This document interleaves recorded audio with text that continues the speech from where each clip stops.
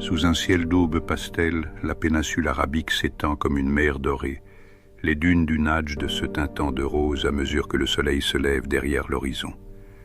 La caméra glisse au ras du sable, suivant des tourbillons de poussière que le vent fait danser, révélant au loin une oasis où se niche la tribu des Banu Amir, tente beige bordée de tapis colorés.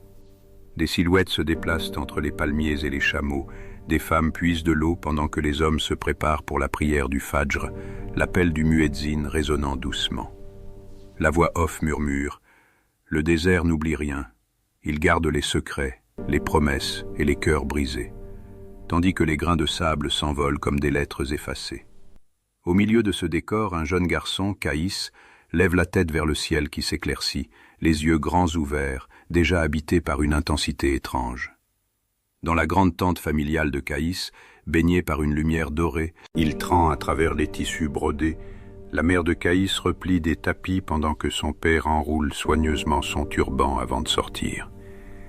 Des versets du Coran sont récités à la radio, une voix de récitant emplissant l'air d'un calme solennel, tandis que l'odeur du café arabe et de la cardamome flotte dans la pièce. Assis dans un coin, Caïs, encore enfant, trace distraitement des formes dans le sable posé sur un plateau, ses doigts dessinant inconsciemment le nom « Leïla », qu'il efface aussitôt en rougissant lorsqu'il s'en rend compte. Sa mère le regarde avec tendresse, puis avec une pointe d'inquiétude, remarquant ce regard perdu et rêveur qu'il a de plus en plus souvent, et lui dit doucement « Rappelle-toi, mon fils, l'honneur d'un homme est dans sa parole et sa maîtrise de lui-même. » Il hoche la tête, mais ses yeux trahissent déjà un monde intérieur qui ne suit pas toujours les règles des adultes. En plein jour, le soleil écrase le campement d'une lumière blanche et vibrante, faisant miroiter la chaleur au-dessus du sable tandis que des enfants courent en riant autour des tentes. Caïs, plus grand maintenant, poursuit une jeune fille voilée d'un kimar léger couleur sable. Leïla, dont les yeux noirs rient derrière une mèche de cheveux échappés. Il joue à se lancer une petite pierre plate comme un galet, improvisant des règles absurdes, tombant dans le sable et éclatant de rire, les bruits du camp s'estompant autour d'eux. Leïla, essoufflée, s'assoit à l'ombre d'un palmier et dit en regardant l'horizon « Tu crois que le désert a une fin, Caïs ?» Il s'assoit près d'elle, un peu trop près, et répond avec sérieux « Pour moi, il finit là où tes pas s'arrêtent. » Un léger silence gêne Leïla qui détourne le regard, une rougeur montant à ses joues tandis qu'un souffle de vent soulève son voile. Au crépuscule, la lumière orangée enveloppe les dunes pendant que Caïs s'éloigne du camp, un carnet usé à la main, les silhouettes des tentes se faisant petites derrière lui. Il grimpe sur une dune solitaire là où le vent chante doucement, s'assied en tailleur et ouvre son carnet, révélant des pages couvertes de calligraphie arabe, de vers maladroits mais passionnés.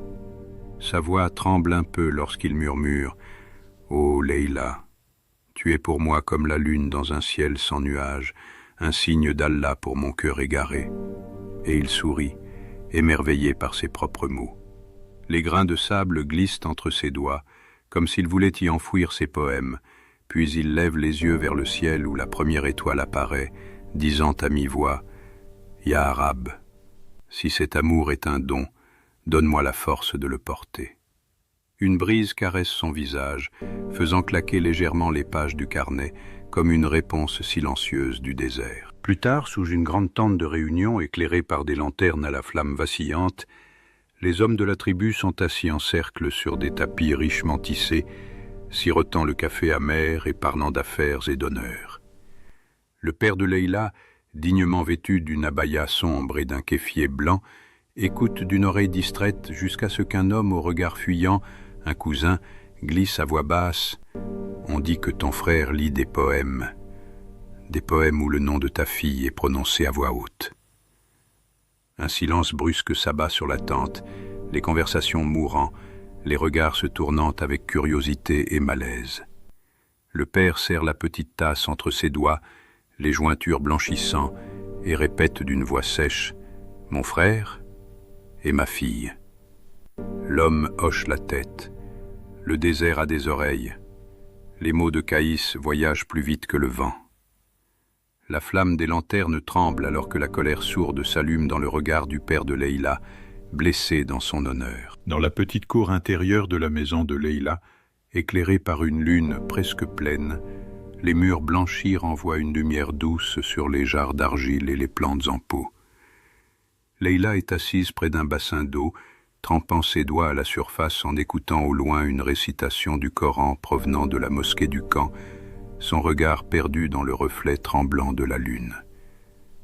Sa mère arrive, le visage fermé, un voile plus strictement ajusté que d'habitude, et s'assoit à côté d'elle en soupirant. « Ma fille, des mots ont été prononcés aujourd'hui, des mots qui mettent notre maison en danger. » Leïla fronce les sourcils, son cœur s'emballant. « C'est à cause de Caïs, n'est-ce pas ?»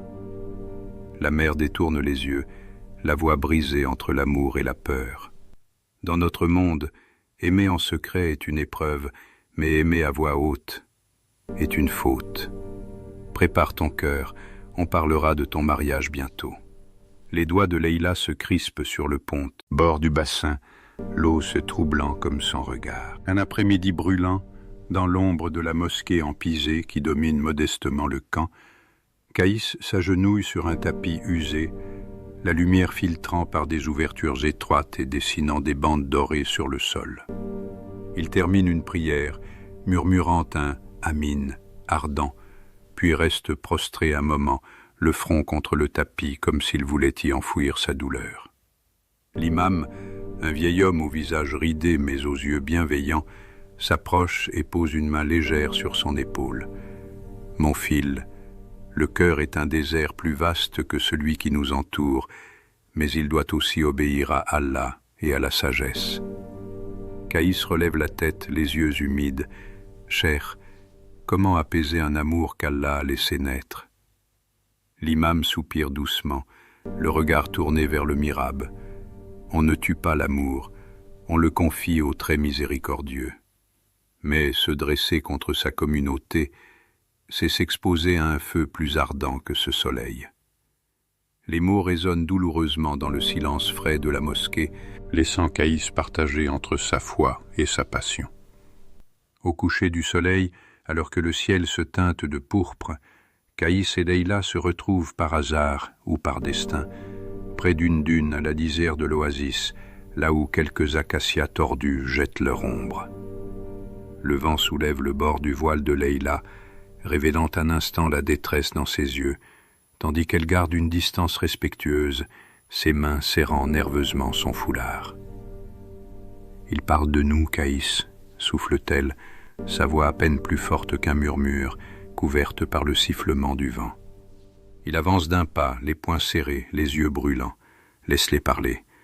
Je dirai leur nom dans mes prières, mais je crierai le tien dans mes poèmes. » Elle secoue la tête, des larmes brillant dans ses yeux. « Tu nous condamnes tous les deux. Ya Caïs, l'honneur de mon père, la dignité de ma famille. » Il répond, la voix brisée mais déterminée. « Allah connaît la vérité de nos cœurs. » Le silence qui suit est lourd, rempli d'un amour qu'il n'ose plus nommer à haute voix. Dans la grande tente de la famille de Leïla, en pleine nuit, la tension est palpable, accentuée par la lumière vacillante d'une lampe à huile qui projette des ombres dures sur les visages fermés des hommes réunis. Le père de Leïla, debout au centre, tient un chapelet entre ses doigts qu'il fait glisser nerveusement, tandis que son frère, le père de Caïs, se tient de l'autre côté, partagé entre honte et défense de son fils. « Ton garçon déshonore ma maison en prononçant le nom de ma fille devant tout le désert, » tonne le père de Leïla, frappant du poing sur un coffre en bois. Le père de Caïs, la voix grave, tente d'apaiser. Ce ne sont que des mots, des poèmes. Il est jeune, il apprendra. Mais un ancien de la tribu, barbe blanche et regard dur, tranche froidement. Un mariage entre eux est désormais impossible. La décision est prise. Interdit. Les mots tombent comme un verdict, et la lampe vacille sous un souffle de vent qui s'engouffre dans la tente, comme si le désert lui-même protestait en silence.